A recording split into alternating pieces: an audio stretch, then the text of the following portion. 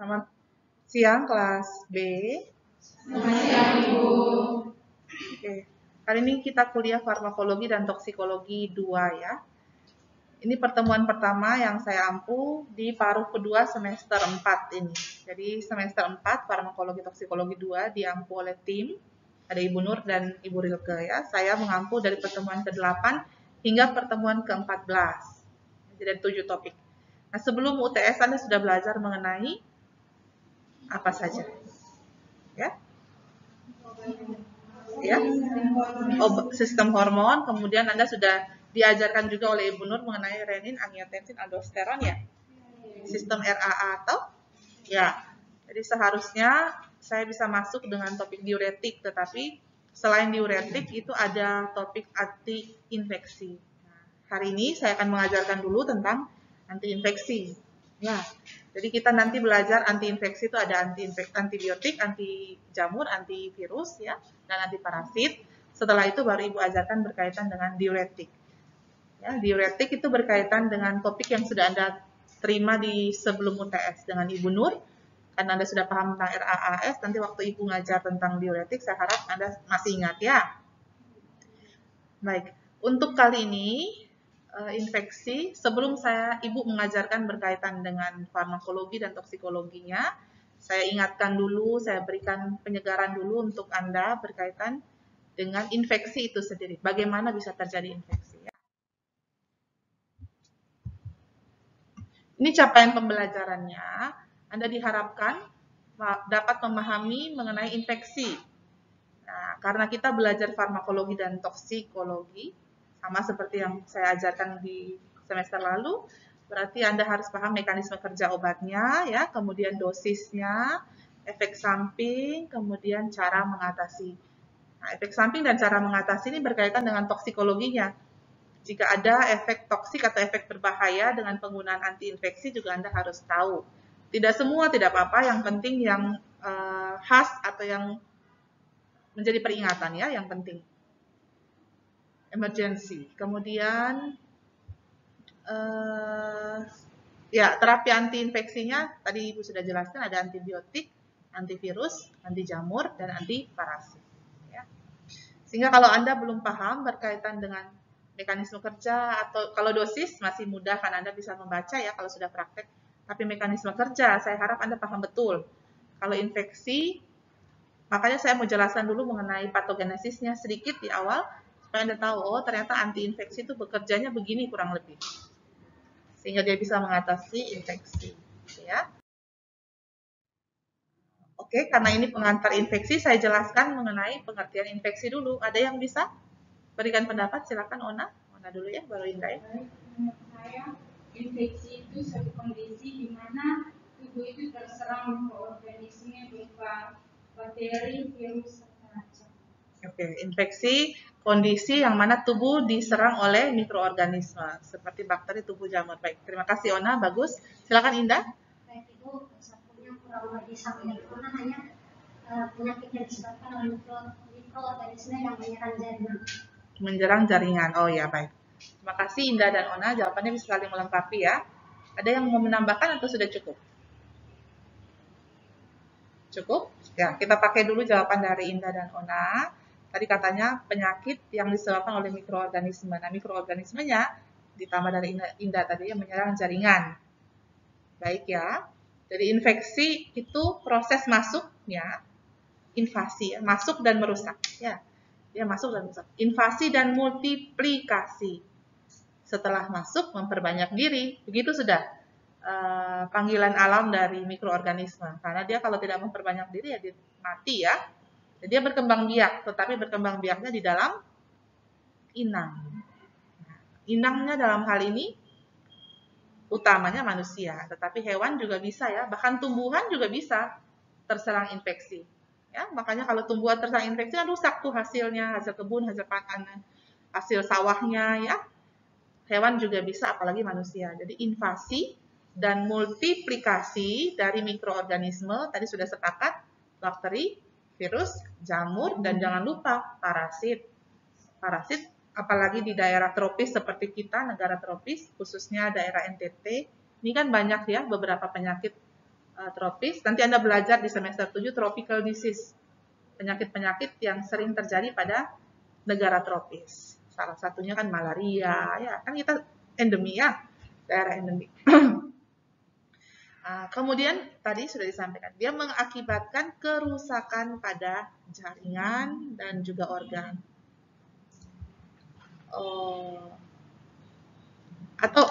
Atau di sini maksudnya atau menyebabkan penyakit, gitu ya. Dia menyebabkan kerusakan jaringan dan organ atau menyebabkan penyakit. Kurang gitu ya. Kemudian infeksi ini kalau Anda pernah tidak Anda mengalami infeksi kelas B? Juga kelas A dan kelas C nanti akan mengikuti secara daring ya, asinkronis. Pernah kelas B Anda mengalami infeksi? Vika pernah mengalami infeksi? Tidak pernah? Kalau saya sering ya.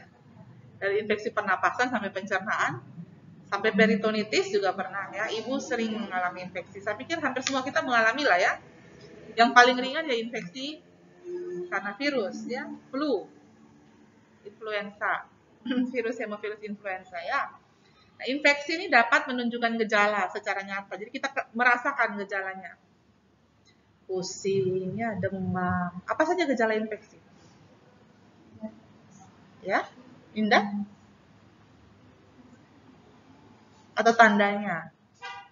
Anda pernah belajar mengenai tanda dan gejala inflamasi? Inflamasi belum tentu menjadi infeksi ya. Tetapi infeksi pasti ada inflamasi, gitu ya kurang lebihnya. Nah, sehingga apa yang dialami saat inflamasi itu pasti dialami juga saat infeksi. Misalnya apa? Coba. Ya, sakitnya ya, nyeri. Nyeri atau dolor. Apalagi? Panas atau kalor.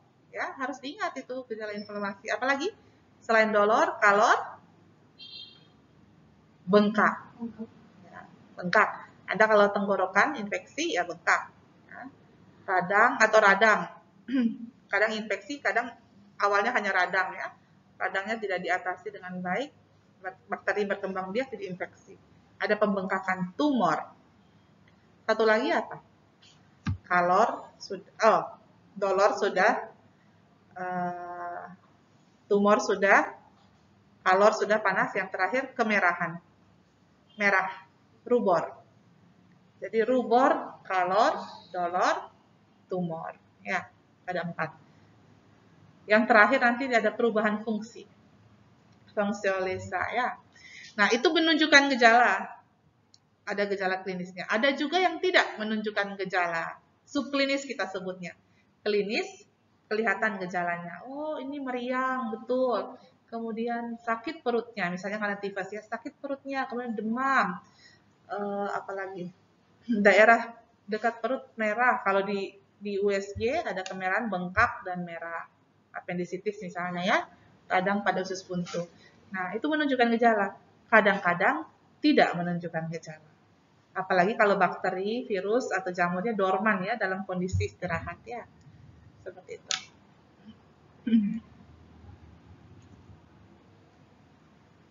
Ya, infeksi juga dapat bersifat lokal, dapat bersifat sistemik. Maksudnya begini, dia bisa merusak organ atau jaringan tertentu saja, hanya di situ. Ya. Tapi dia juga bisa merusak satu tubuh sistem organ atau tubuh atau sistem organ kalau dia sudah masuk atau melewati aliran darah. Sistemik itu kan gitu ya, masuk dalam aliran darah. Nah, darah ini kan disuplai ke seluruh bagian tubuh. Makanya hati-hati, infeksi pada pernapasan bisa juga nanti jadi infeksi sistemik ya, gejalanya menjadi gejala sistemik.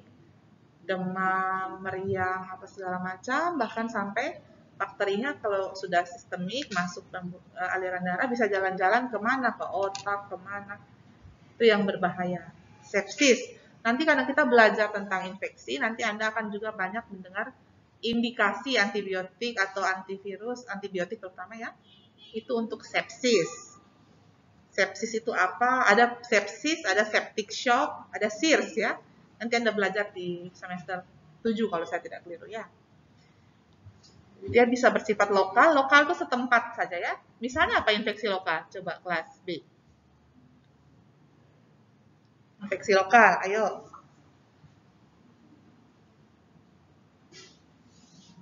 Area tertentu saja. Ona?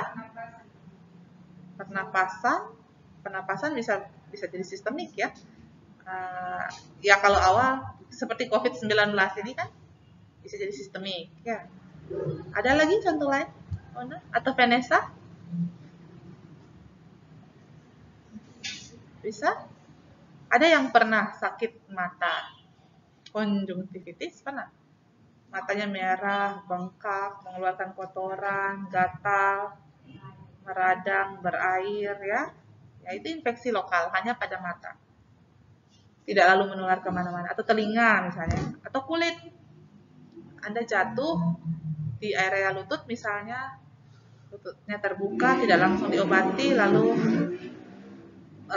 bernanah dan bengkak di daerah lututnya saja. Ya itu juga bisa lokal ya. Lokal itu di area tertentu saja. Pernapasan bisa juga, tetapi kalau sudah masuk ke dalam tubuh biasanya mudah menjadi sistemik ya. Bisa juga lah kalau beberapa.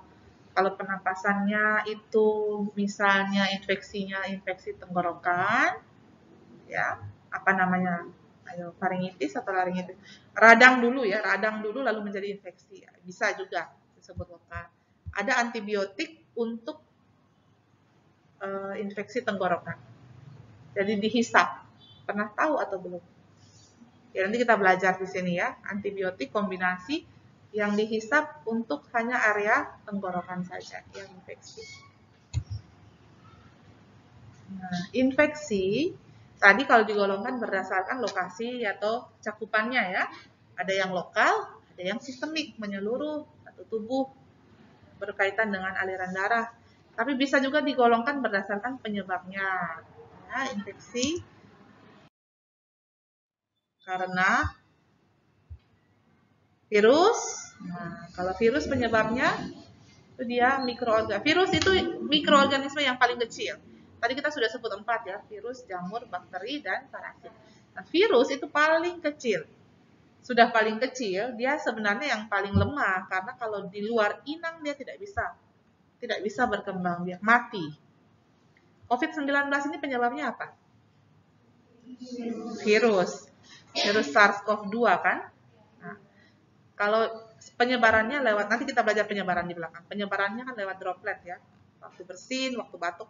Nah, kalau dia di udara sekian lama, sekian jam, mengenai permukaan tertentu, misalnya meja atau pintu atau lantai, tapi orang itu sakit diisolasi, tidak ada orang lagi yang masuk ke ruangannya untuk sekian hari, ya dia bisa mati setelah waktu tertentu ya, tidak bisa lagi berkembang biak.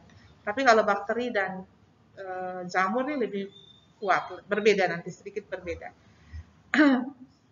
Virus ini bisa menyebabkan infeksi dari yang paling ringan sampai yang mematikannya. Dia tidak dapat, ini dia ciri khasnya, tidak dapat berduplikasi atau memperbanyak diri di luar inang. Inangnya virus itu bukan hanya manusia, hewan juga bisa, termasuk bakteri. Hewan bisa jadi inang atau tempat berkembangnya virus, bahkan bakteri pun bisa. Jadi virus bisa masuk ke dalam bakteri lalu memperbanyak diri dalam bakteri gitu ya. Kalau hewan kan macam COVID-19 kan awalnya diduga dari hewan kan. Ini ya. Reservoirnya dari hewan. Ya, kalau bakteri itu lebih besar dari virus. Kalau virus itu seukuran bas, misalnya bas Damri, bakteri kurang lebih 100 kali lipatnya. Mungkin seperti daratan Kupang mungkin ya. 100 kali lipatnya ukurannya virus, jadi lebih besar. Dan ini yang penting, dia sudah bisa berkembang biak sendiri. Proses metabolisme itu ada, dia bisa memakan, dalam tanda kutip, dia memakan sumber makanan yang sama juga dengan manusia, ada karbohidratnya, proteinnya gitu. Jadi dia bisa berkembang biak sendiri, lebih kuat dia di luar inang, dia bertahan gitu ya. Kalau parasit kan lebih besar sedikit lagi dari virus dan bakteri, dia termasuk eukariot ya. Anda sudah belajar di mikrobiologi mungkin ya, atau biologi sel dan molekuler ya. Nah, kalau parasit bisa berupa uniseluler, bisa berupa multiseluler. Bisa banyak. Negara berkembang, tadi saya sudah sampaikan, negara berkembang, negara tropis biasanya yang paling umum menyebabkan infeksi parasit paling banyak juga ya. Infeksi parasit banyak ditemukan di negara berkembang, negara tropis. Salah satu parasit yang paling umum menyebabkan infeksi itu adalah yang malaria. Malaria itu penyebabnya parasit. Pembawanya itu yang nyamuk ya. Bukan penyebabnya oleh nyamuk, bukan ya. Ya. Ada jamur juga yang terakhir. Jamur ini yang paling sempurna, dia organisme eukariot ya. Kemudian mayoritasnya berkembang menyebabkan infeksi pada kulit dan paru-paru. Paling banyak tuh jamur menginfeksi kulit dan pernapasan, pneumonia. Jadi infeksi kulit atau pneumonia. Sekarang SARS-CoV tipe 2 itu kan virus ya. Gejalanya mirip dengan pneumonia. Makanya terapi anti-infeksinya awal-awal tahun 2020, masih awal tahun 2020, orang belum banyak buat penelitian, belum banyak dilakukan pengamatan. Terapinya mengikuti terapi pneumonia, infeksi pada paru-paru ya. Sampai di sini ada pertanyaan kelas B? Belum? Jelas? Ya, kalau terlalu cepat disampaikan ya. Ya, selanjutnya kita lihat kok bisa Ibu mikroorganisme tadi, bakteri, virus, jamur, parasit itu masuk ke dalam tubuh manusia lalu menyebabkan penyakit. Nah, ini kurang lebih perjalanannya. Mekanisme patogen dari mikroba. Ada yang bilang ini siklus infeksi ya, bisa juga, atau rantai infeksi, bisa juga ya. Awalnya tentunya dia masuk dulu, harus masuk kan? Kalau tidak masuk ya tidak bisa menyebabkan kita infeksi, begitu. Jadi ada yang namanya portals of entry. Portals of entry ini jalan masuknya si mikroorganisme tadi. Biasanya dibagi atas 3 ya. Membran mukosa, kulit, dan parentera. Membran mukosa itu yang sama seperti COVID-19 saat ini. Lewat mana saja coba? Di situ sudah tertera di slide-nya ya. Lewat membran mukosa lewat mana saja? Ya, Ona? Di situ sudah tertera ya. Lewat jalur pernapasan. Ini loh, sudah ada di slide-nya ya. Lewat pencernaan. Kalau pernapasan, saat Anda menghirup udara, di dalamnya ada droplet virus, droplet yang mengandung virus atau bakteri misalnya ya. Atau pencernaan, Anda makan makanan yang tidak bersih, ada bakterinya. Atau lewat genitourinary. Genitourinary itu kelamin, kemih kelamin. Kemih kelamin itu juga bisa menjadi jalur masuknya mikroorganisme. Ya, coba dilihat. Ada infeksi keputihan ya pada vagina misalnya ya. Bisa juga infeksi menular seksual yang lainnya. Ya, kalau pada pria infeksi menular seksual pada penisnya ya. Ada GO, ada sifilis, nanti Anda belajar itu di semester 7 kalau saya tidak keliru ya, atau 6 atau 7. Nanti Anda belajar. Kemih kelamin, kemih, infeksi saluran kemih, bisa juga masuk. Kalau buang air kecil, terutama yang wanita ya, infeksi saluran kemih itu mayoritas terjadi pada wanita, karena uretra wanita lebih pendek dari laki-laki. Laki-laki lebih panjang uretranya, sehingga perjalanan susah bakterinya menginfeksi ke kemihnya. Saluran kemih, infeksi saluran kemih itu kan pada kandung kemih dan pada ginjalnya ya. Biasanya wanita yang lebih sering. Itu karena air yang tidak bersih mungkin ya, dari bakteri dan virusnya masuk lewat jalur buang air kecil, lewat kelaminnya masuk sampai ke saluran kemihnya.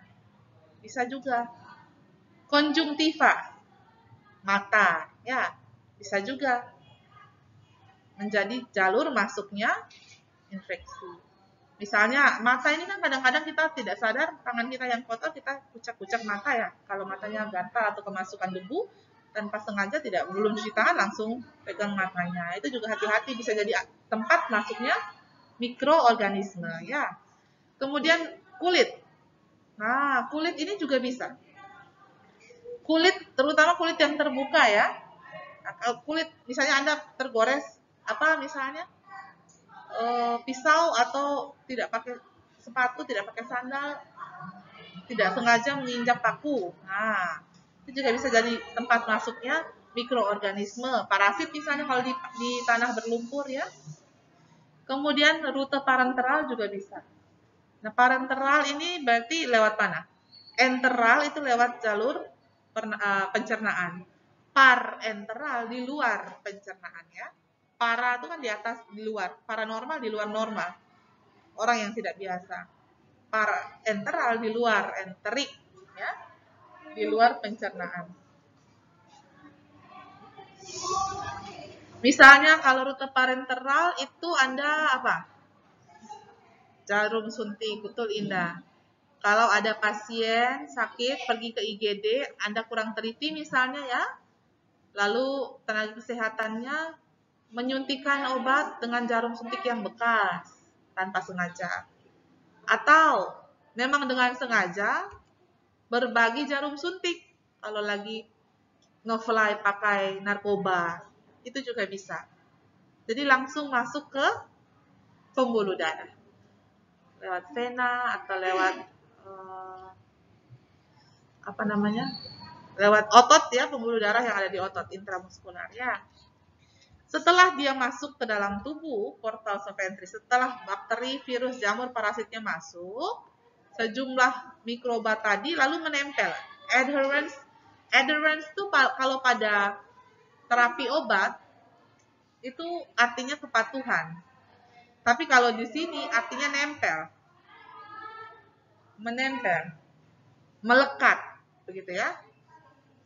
Nah, jadi setelah mikroorganismenya masuk, dia akan melekat, menempel, dan melakukan penetrasi. Ya, sebentar saya pakai. Ya, ini. Penetrasi. Dia melakukan penetrasi ke jaringan inang. Ke pertahanan inang. Penetrasi dan evasi. Ini supaya Anda ada gambaran ya. Ya, bisa lewat apa? Bisa lewat pembentukan kapsul, bisa lewat dia membentuk dinding selnya sendiri. Kemudian enzim juga bisa, dia merusak enzim misalnya. Bisa lewat variasi antigen, termasuk beberapa virus. Invasin juga bisa lewat pertumbuhan intraselular. Jadi dia akan melakukan penetrasi ke pertahanan inang. Masuk, menyusup begitu ya ke pertahanan inang. Setelah itu dia akan merusak sel inangnya. Nah, ini yang tahap-tahap kita sudah mulai bisa merasakan gejala. Ya. Gejala. Siderophores ini kalau dia merusaknya dengan sistem kelat. Kelating ya. Zat besi. Sistem kelat.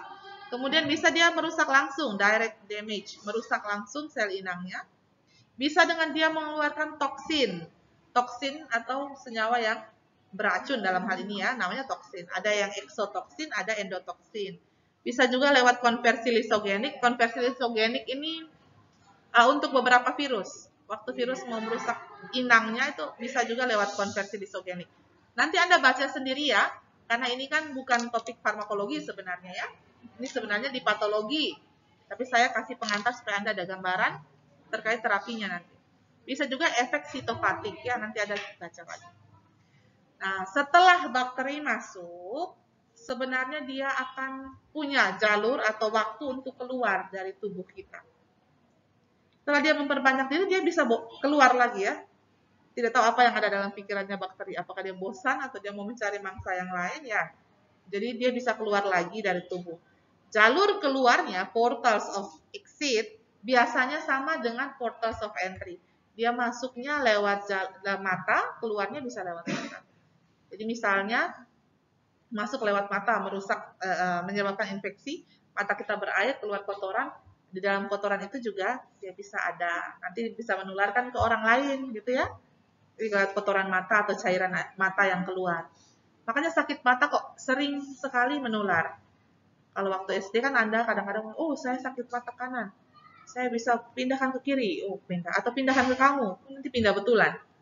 Soalnya bukan karena memang pindah betulan, kadang-kadang kan, bukan kadang-kadang, seringnya orang sakit mata tuh mengucap mata ya, menggosok mata, lalu belum bersih tangannya, pegang meja, pegang pensil, apalagi kalau duduknya berdua waktu sekolah.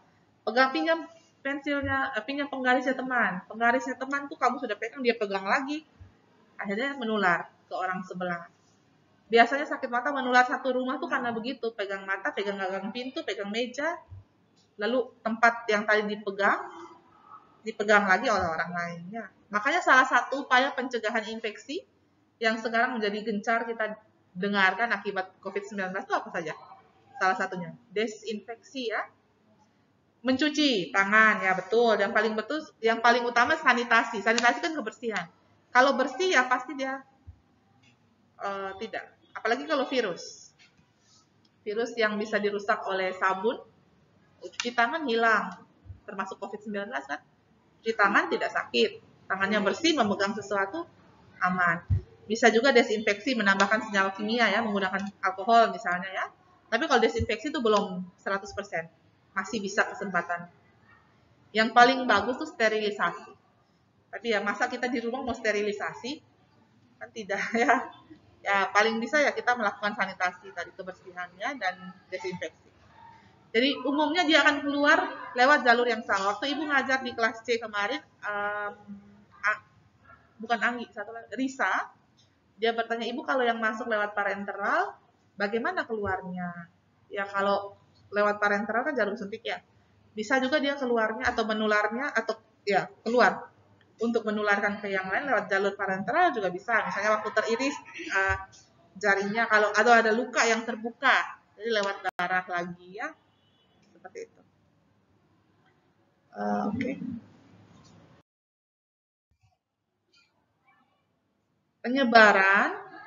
Penyebaran atau transmisi dari mikroba ini bisa langsung, bisa tidak langsung. Direct transmission bisa, non-direct transmission. Yang langsung itu misalnya saat apa? Ini, coba. Kalau Anda langsung berkontak dengan mikroorganismenya, misalnya saat bersalaman. Makanya COVID-19 itu kan kita tidak lagi saling bersalaman ya. Salamnya salam namaste katanya ya, yang gini. Ya. Karena waktu kita bersentuhan dengan orang lain, kalau tangan kita mengandung virus, ada droplet yang mengandung virus SARS-CoV-2 ya bisa menularkan ke orang lain gitu ya. Jadi kontak langsung. Kontak langsung itu bisa lewat kulit, bisa feses. Nah, feses ini kalau lewat ya feses ya, kotoran. Lalu ada nyamuk hinggap di situ, lalu hinggap ke makanan-makanan yang dijual di pinggir jalan, lalu Anda membelinya dan makan dengan lahapnya ya. Itu juga bisa menjadi sumber penyebaran. Bisa juga yang airborne transmission. Berarti lewat ini airborne lewat ya. Airborne, udara. Hati-hati ini, meskipun kelihatan kayak air, bukan air ya. Ini droplet. Droplet itu keluar saat Anda bersin, saat Anda batuk, bahkan saat Anda bicara, saking semangatnya ya, ada droplet yang keluar. Nah, droplet yang begini tinggal di udara sekian waktu, sekian jam, ada yang sampai hari. Lalu kalau orang yang sehat, orang yang tidak sedang sakit tetapi daya tahan tubuhnya sedang kurang bagus, lewat menerima hadiah dari Anda. Penyakit tadi ya. Bisa juga karena air yang terkontaminasi, tidak heran. Di daerah-daerah tertentu, apalagi yang dekat limbah pabrik, bisa mengalami penyakit kulit atau penyakit pencernaan karena air yang terkontaminasi oleh mikroorganisme. Ada juga kasus pasien ibu di Jawa itu kosnya di dekat penampungan air kosnya di dekat septic tanknya ya. Jadi mereka gampang kena herpes, kena penyakit kulit. Ada yang kayak gitu.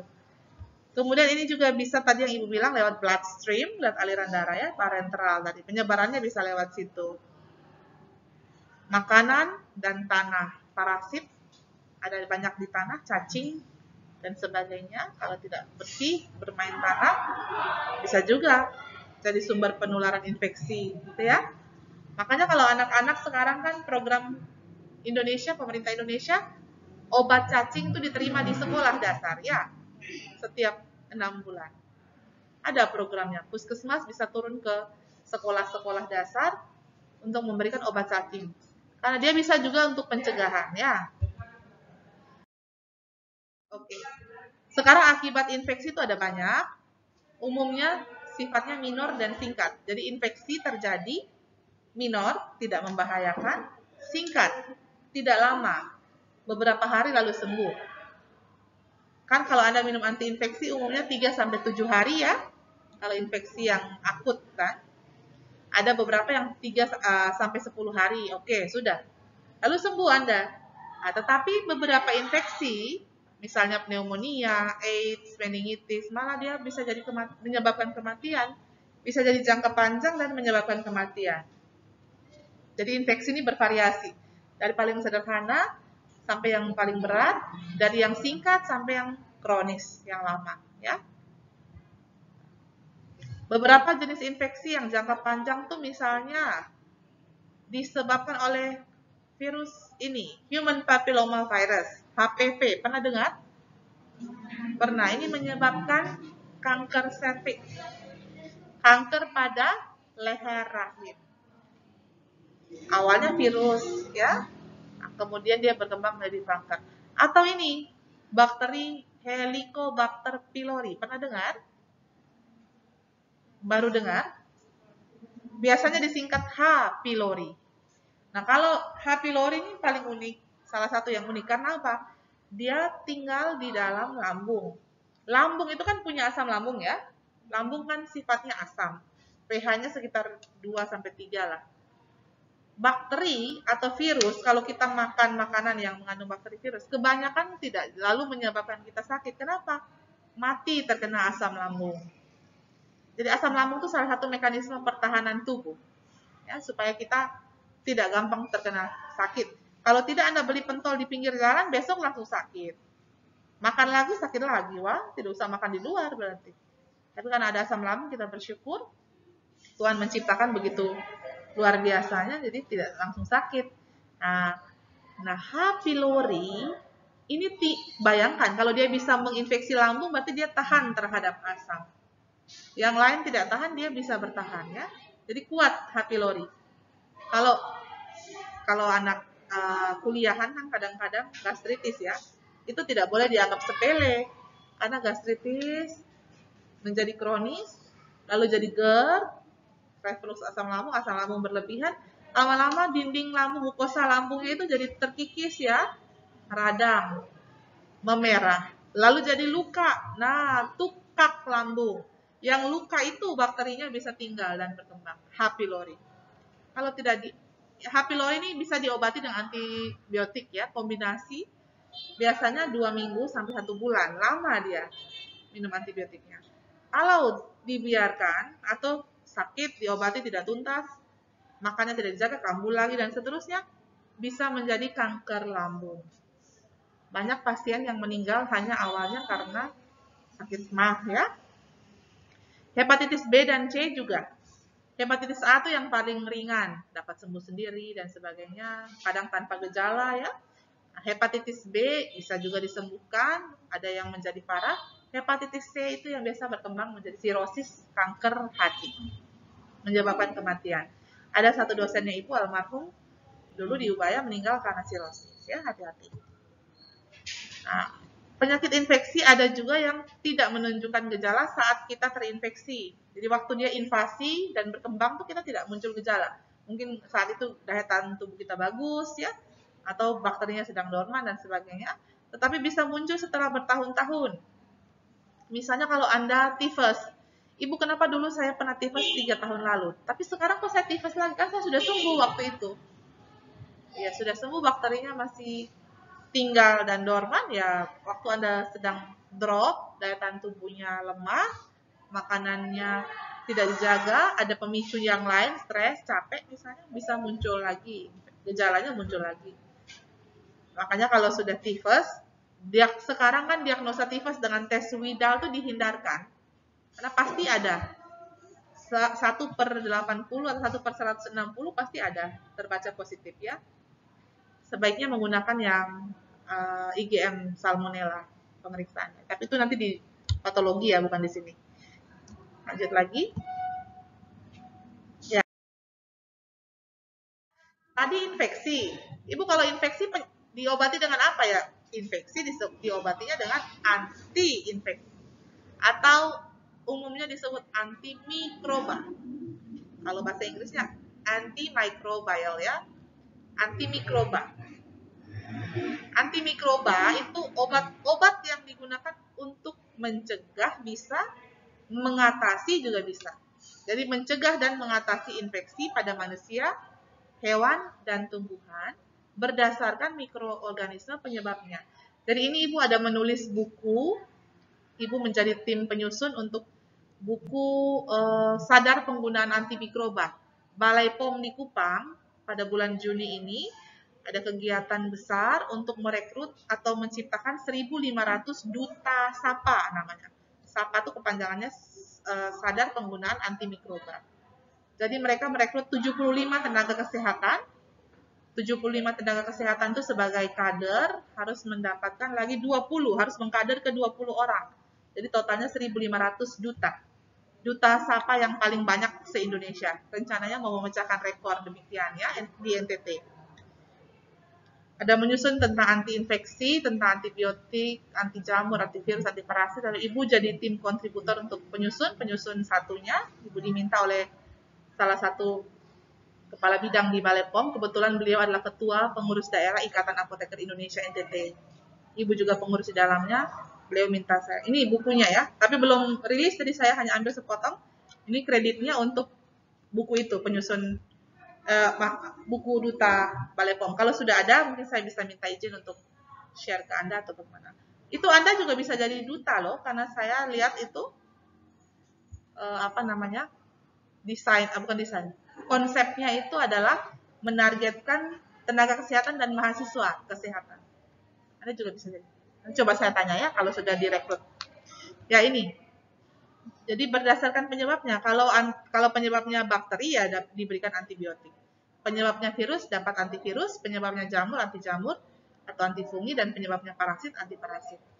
Ini yang mungkin Anda sudah pernah dengar atau belum, bahwa antibiotik bisa untuk mencegah ya. Pernah Anda minum antibiotik untuk pencegahan infeksi atau tidak? Yang tepat tentunya. Kadang-kadang ada penggunaan yang tidak tepat, misuse ya. Penggunaan tidak tepat tidak seharusnya digunakan untuk pencegahan, Anda minum untuk pencegahan. Tapi ada yang memang secara rasional digunakan untuk pencegahan. Misalnya pada apa? Ada yang bisa berbagi intinya? Asti? Antibiotik untuk pencegahan, pernah dengar? Pada kondisi apa biasanya? Ya? Pada saat?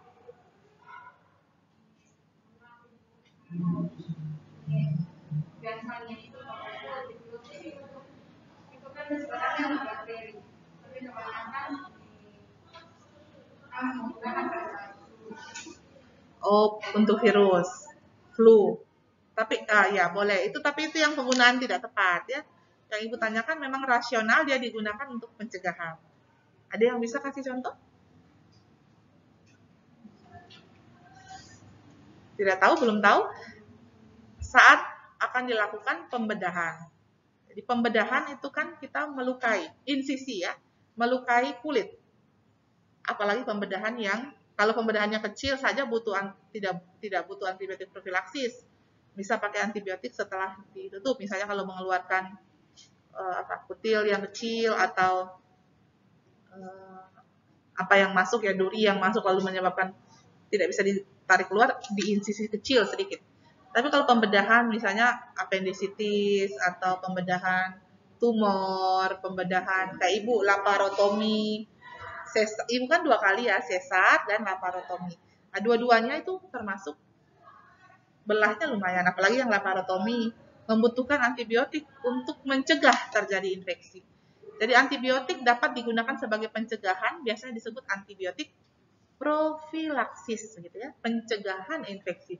Profilaktik itu tindakan mencegah.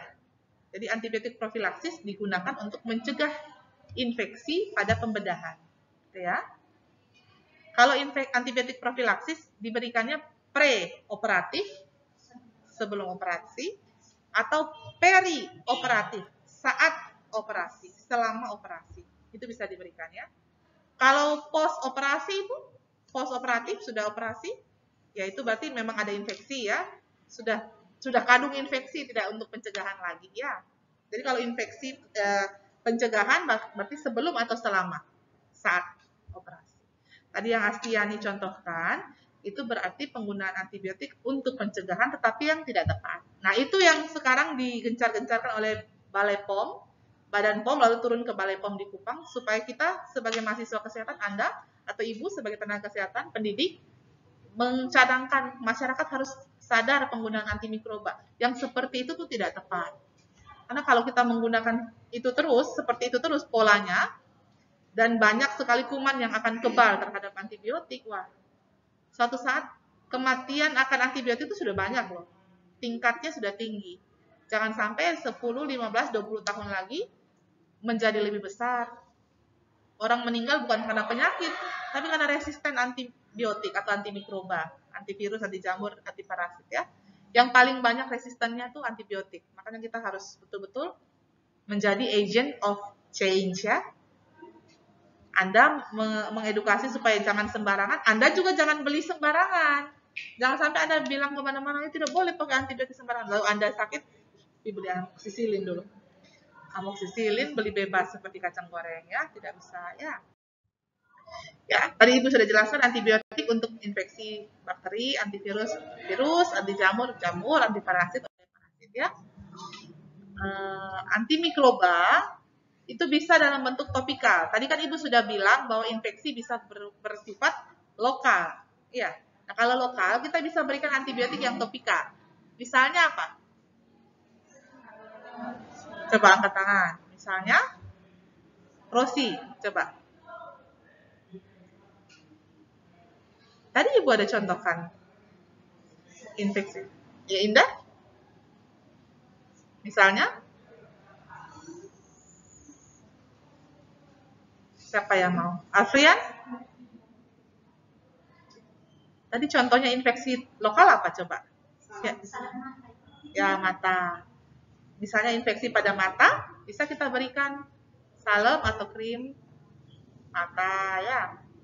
Tetes mata. Itu topikal sifatnya. Hanya pada mata saja. Nanti saya jelaskan di topik yang mana ya, Ibu lupa. Memang biofarmasetika. Sediaan yang topikal begitu memang kerjanya khusus di tempat itu saja. Kalau mata ya di mata saja. Tapi memang kadang-kadang dia bisa menembus masuk ke sirkulasi darah, yaitu masuk sistemik ya. Tapi kecil, tidak signifikan. Dia sifatnya topikal. Atau pada kulit. Tadi yang Ibu bilang, misalnya lukanya di daerah jari, ya sudah Anda berikan salep kulit atau krim kulit pada jari itu saja ya. Antimikroba yang topikal ini dapat diberikan oleh apoteker tanpa resep dokter karena termasuk dalam OWA. Anda pernah dengar obat wajib apotek? Pernah ya? Obat wajib apotek itu obat keras, obat yang logonya lingkaran merah ada huruf K-nya, tetapi bisa diberikan tanpa resep dokter oleh apoteker. Harus dicatat oleh apoteker ya. Karena kalau TTK Anda lulus sebagai sarjana farmasi, Anda belum bisa merekomendasikan obat keras begitu ya, apalagi anti infeksi. Mengapa demikian? Karena infeksi itu sebenarnya harus ditegakkan diagnosa oleh dokter. Oh betul, ini infeksi. Dan dokter bilang, oh ini infeksinya virus. Sehingga harus ada pemeriksaan tegak diagnosa, baru kita yang membantu atau mereview pengobatannya ya. Nah, kalau pada OWA ini kasusnya, antibiotik yang topikal, misalnya infeksinya lokal, itu bisa kita berikan. Apoteker punya tanggung jawab, asalkan setelah digali informasinya, dilihat tanda dan gejalanya, dan Anda tahu betul ini adalah infeksi. Misalnya infeksi, oh ini infeksi bakteri lokal di area jari atau telapak tangan, bisa saya sarankan saya berikan antibiotik yang krim, sudah langsung dengan anti radang misalnya ya, digunakan sekian hari dan sebagainya. Tapi kalau itu harus membutuhkan pemeriksaan lebih lanjut atau antibiotiknya per oral, itu tidak bisa kita berikan secara bebas ya. Hukum di Indonesia peraturannya masih harus diberikan dengan resep dokter. Termasuk tadi amoksisilin. Amoksisilin ya. Karena banyak yang keliru termasuk tenaga kesehatan. Di dalamnya juga ada apoteker. Kadang-kadang sebutnya bukan amoksisilin tapi amoksilin, keliru. Amoksisilin itu antibiotik golongan penisilin. Jadi namanya amoksi pakai XI begitu. Tapi karena dia golongan penisilin, maka ada tambah silin yang dari C, cilin gitu. Jangan Anda potong satunya, amoksilin, tidak bisa ya. Nah, Anda kan kuliah akademik toh, jadi harus yang benar. Nanti kalau sudah kerja pun sebut yang benar. Mungkin senior Anda atau mungkin apoteker yang bekerja di tempat kerja Anda keliru, Anda tidak usah keliru. Anda tetap amoksisilin ya, tidak usah disingkat. Ya, nanti minggu depan Ibu akan mulai jelaskan antibiotiknya, anti jamurnya, anti parasit, anti virusnya. Jadi Anda kalau bisa baca-baca dulu ya tentang antibiotik, terbagi atas golongan apa saja, bagaimana mekanisme kerjanya. Tentunya biasanya mekanisme kerja didasarkan pada golongan obat. Gitu ya. Ada pertanyaan sampai di sini kelas B? Jelas atau bingung? Jelas? Ya. Ada pertanyaan? Tidak ada? Belum ada? Oke, kalau begitu Ibu akhiri kuliahnya ya. Kita ketemu minggu depan dengan tadi topiknya berkaitan dengan mekanisme kerja, dosis, efek samping, cara mengatasi dari antibiotik dulu. Baca dulu tentang antibiotik ya. Selamat siang dan terima kasih. Ya, ya.